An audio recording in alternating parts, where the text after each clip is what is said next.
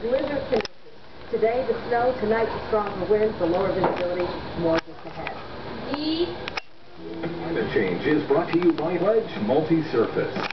The weather and climate has an effect on human health, and many scientists and doctors believe that if our climate changes, it will also bring increased health risks. Frequently, when there is an outbreak, there's a lot of speculation as to how that outbreak might be related to climate change and how further climate change may impact further on that sort of projection. Health Canada has already identified points of concern, those being an increase in smog-related illness and death, the increase of more severe heat waves and cold waves, water and